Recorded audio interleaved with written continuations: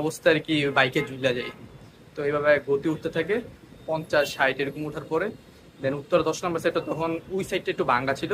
একটু যখন সামনে 300-400 ফুট আগায় গেছিল তখন একটা বড় গর্ত ছিল। তো ওই গর্তের মধ্যে আমি হচ্ছে, সে হচ্ছে ডান পাশে বাইকটা স্লো করছিল, আমি বাম পাশে টান দিয়েছিলাম, পরে তিনজন ওই বাইক বাইক নিয়ে গর্তের ভিতর পড়ে গেছিলাম। তো ওই সময় হচ্ছে আমি দাঁড়াইলাম, দাঁড়াই হচ্ছে পিছনের যে যে যে ছিল তাদের আর কি, তাদের সাথে আর কি মানে ওকে আর কি ঘুষি দিলাম 2-3টা। সবগুলো আমার মোবাইলেই পড়ছিল। আর আমার হাতে তখন একটা পোস্ট দিয়েছিল, এই যে আমার হাতে এই যে পোস্টটা। তো এখানে হচ্ছে এর আগে আপনার 5টা আর কি আপনার সিলি লাগছে এখানে, আর এখানে একটা 6টা।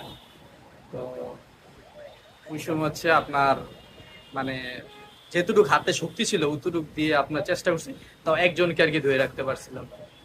তো পরবর্তীতে মানে ওসি মহসিন স্যার এটা যখন শুনতে পারছে, পুলিশরা আসছিল।